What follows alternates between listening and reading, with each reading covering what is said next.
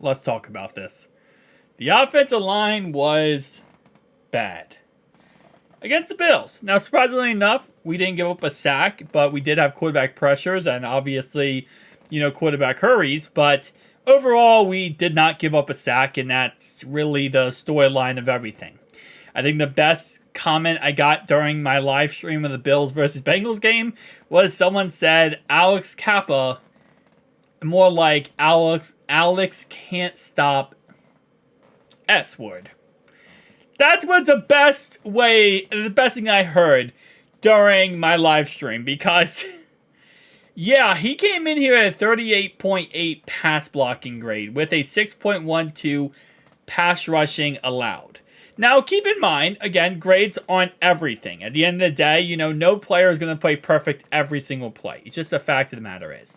Now, these grades are based on general performance. So, obviously, it's not just every single play is graded. It's based on how you did throughout the game. Obviously, there's some outlier plays where maybe you get beat because somebody else beat you, and then you had to pick that guy up. So, there's always outliers, whenever we're looking at grades. And, I think Pro Football Focus does a really good job of going in there and kind of fixing that and altering it in that way.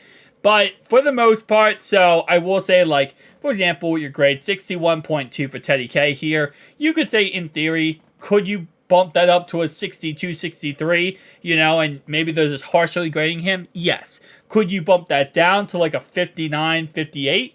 Very possible. But this is, again, just based on general performance of the game. So Kappa was actually not even our worst lineman when it came to allowing pressure. Orlando Brown and Cordell Volson allowed pressure at a 10 percentile pass rushing allowed. Jonah Williams a 4 percentile and Teddy K at 8.16%. Now again, like I said, this is why we ran a lot of our plays out of shotgun, right? And we didn't see much under center really at all. I mean, I got a couple comments on the stream of people saying, why aren't we running under center? I thought that's what we do now. Not when your line's playing like this, okay? This was the worst performance of the year. And the reason I stuttered there real fast is because I'm trying to think, because the Rams game was pretty bad too. The Rams game, we had pretty much all of our guys in the red there. But we did have Jonah Williams, who did have a green, which was awesome. And we had 0 greens this week in the pass blocking game for our offensive line. So I guess it wasn't the worst of the year, but it was definitely up there. But for the pass rushing percentage, it was the highest of the year. I mean, we have not had any 10 percentiles, this whole entire year. And we just got 2 this week. 2. And, 8 percentile we haven't had really since, week 4 versus the Titans, where Jonah Williams allowed 8.6%, which again, like I said, just because you're allowing pass rushes does not mean that, you're blocking bad. It's not an indication that you're not playing good football. As we can see, Jonah still finished that game with a 71.8, even allowing 8.6. So again, just because you're allowing the guy to come in, or maybe you're kind of orchestrating him around someone else, it's not really like you're cut and dry, oh, that's awful. It's just something to be concerned about, right? What's really awful is these numbers. And 61.2 for Teddy K, 61.2 for Jonah Williams, Orlando Brown, 60.7, Cordell Volson, just continues to be a problem every single week. And I'm not trying to be Debbie Downer here, man. We won this game. I am so happy we won this game. But of course, in these videos, the point of it is to break it down and see what we can kind of take away from this. And then Cordell Volson, obviously, yeah, it was a mess. It was a mess game, and then Kappa really struggled badly. Now, for those who are saying, well, why don't we run the ball more? This is the reason why we did not run the ball as much. Now, when it comes to our run blocking department, that's this one right here. We did go ahead and run the ball. I believe it was let me double check here. Run blocking department, we ran the ball a total of 21 times.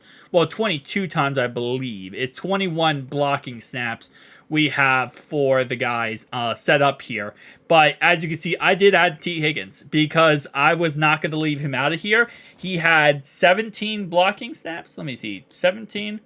He had 12 blocking snaps in this game, and this man finished with a 73.7 grade in his run blocking performance.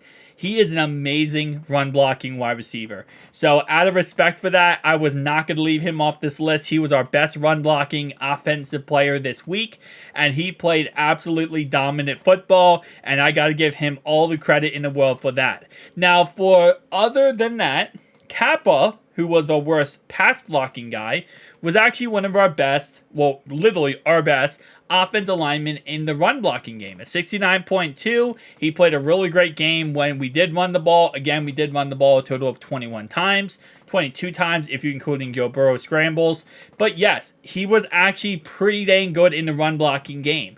So to those who are saying like, hey, why don't we run the ball more? Why don't we run the ball more?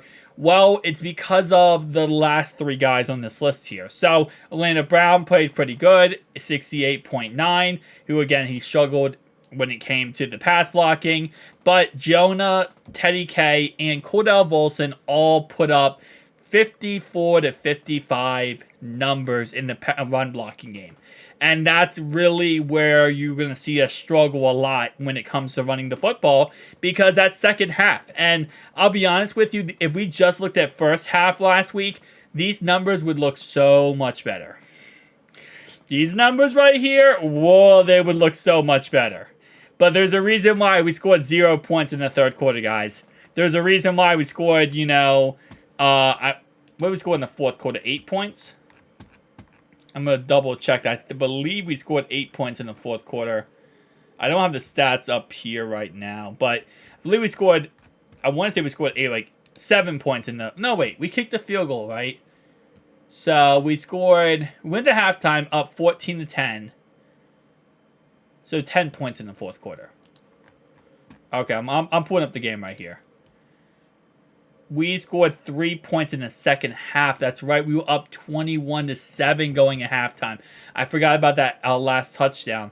All right, so yeah, we scored 3 points in the second half. Like I said, you can really put a lot of emphasis on the second half in these performances here. First half numbers, you saw offensive line. They looked pretty good in the first half. They looked like they were very competent. They knew what they were doing, and they were playing at a very high level.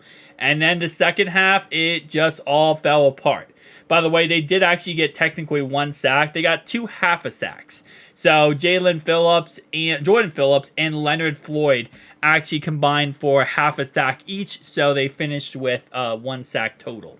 So they did end up sacking Joe in this game. But again, like I said, a lot of this is second half. A lot of this is, the second half adjustments that we should have been making that we failed to make on the offensive line in the second half here, which again is really a problem, and we got to work on that and perfect that and get that better, because we're a second half team. This is how we are. And we started this game off, like absolutely quickest start of the year, 21 points in the first half. But the second half we scored 3 points, and they come back and almost win that game. So moving forward, this is things to look at and kind of take in consideration and things to work on. But the second half numbers are really starting to mess up. We saw it in Seattle, where if we played like we did in the first half and the second half here, this right here is so much better. They're all green probably. Everyone here is green if we played like we did in the second half in the first half. This is majority green if we did. It sucks, but you know what? You got to play all 4 quarters of football. It's not just 1 quarter. I mean, it's all 4. So you have to play at a high level and do your best to play the whole entire game. And second half adjustments have to get better. I will definitely say that for offensive line. And, if we want to continue to run under center, which I think is very important for us, especially to get this offense moving and change up some plays, it's going to have to be this can't happen. This right here cannot happen. Because in order to go under center, you need your line to be blocking correctly. If your line starts failing, under center starts failing. I'll see you guys in the next one. Peace.